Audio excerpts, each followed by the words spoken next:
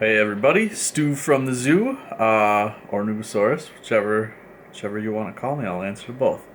I'm gonna take you through the NZXT Manta today. Just a brief little overview. Kind of going into some of the details that I'll have in my review, and show off the build and show off the case. So let's check it out.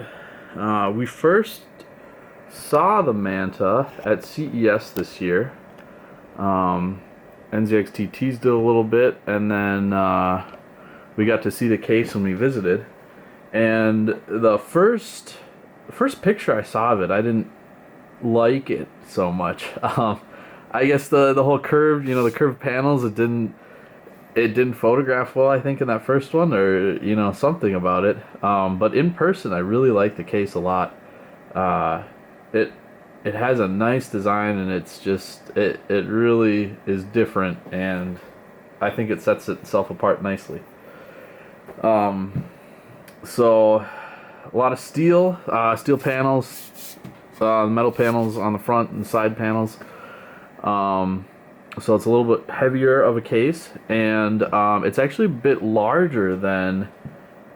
It's kind of the large small form factor, sort of a joke deal, but for an ITX case, obviously it's one of the larger ones on the market, but things like the Prodigy have had a lot of success, so I think this case will do well. And pretty solid construction, like I said, steel, and pretty nice finish on the paint. It's sort of a matte finish, pretty scratch resistant. I like it a lot. I think it's a lot better finish than some of NZXT's other cases. So I was happy to see that. And it's larger though than I guess you'd think. I have a MATX Silverstone case, a TJ08E, and this is larger than that. So it's more like a mid-size case size. So take that into account when you're getting it. If you have room for a bigger case, I think it's a good option if you still want to go ITX. Pretty similar design to a lot of the stuff that NZXT has been, their newer cases they've been coming out with. This has the pop-off panels for the front.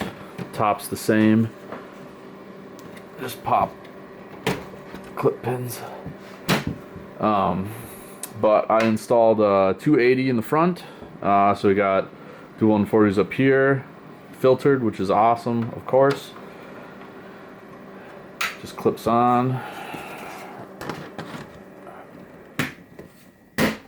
This darn power button, I keep hitting that.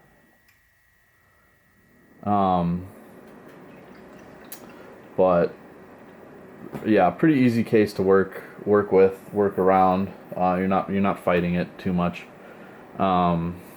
Side panels are plastic and steel. This red is plastic that wraps all the way around, and then the black is steel that has a curve to it. So panels are pretty easy to get off. Nothing major there. And I take this panel apart in the review article. So when that gets up, if you're interested in that, come check it out at the zoo.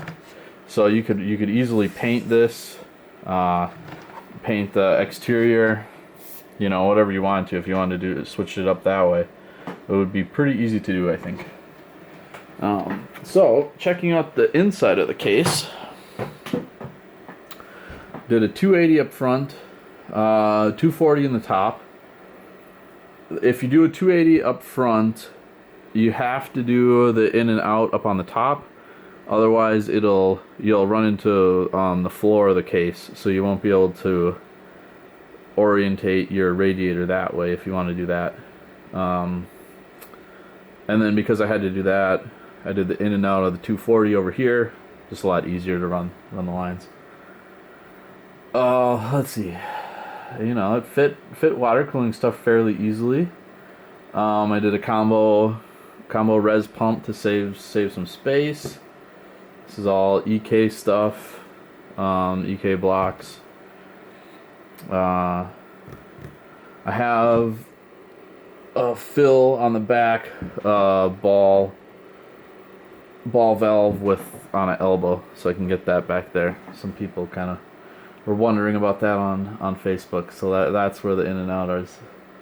If I was doing more permanent, I'd probably run it down into the bottom of the case, but being a review, I can do that quick. Internally, it's, with all the water cooling stuff, it's getting a little tight, but the install is pretty easy.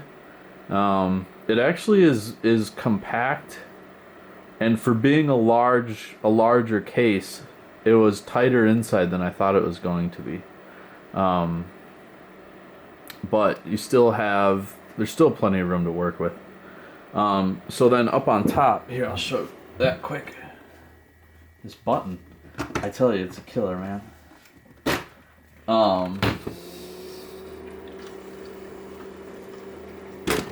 So, being that the panels are curved like this, you've got enough space for radiator up on top, or fans, depending on what you want to do. So you've got space to put components up there, which helps a lot in terms of fitting everything. And then, for a lighting logo, there's a button here. This is the back I/O LED that NZXT has been putting on their cases, which really nice really nice to have if you're trying to plug stuff in the dark. It's always dark in the back of your case, so you can finally see, which is awesome. So just button selector there if you want to turn this off. I just did a RGB strip up on top, pretty easy to light with. You could go with a hue plus. Yeah, it's a pretty nice case. I'm definitely impressed with the finish NZXT has gotten on their paint. It's a lot better than before, like I said. So it's nice, and I like the case a lot. It's it's large, but the market has definitely shown that there's a place for larger ITX cases. So I think it'll do well, and I hope to see a MATX and a ATX variant with this model. I think it's a really nice design, and it would be fun to see NZXT build on this. So yeah, you can check back at the zoo for the full review, and if you like the video, like it. We'll try to get more of this stuff done when we do our reviews, to just give you a little brief overview. Let's see what else. You can subscribe to the channel and like our Facebook page, and you'll see more content like this. So keep modding, everybody, and post your stuff at the zoo.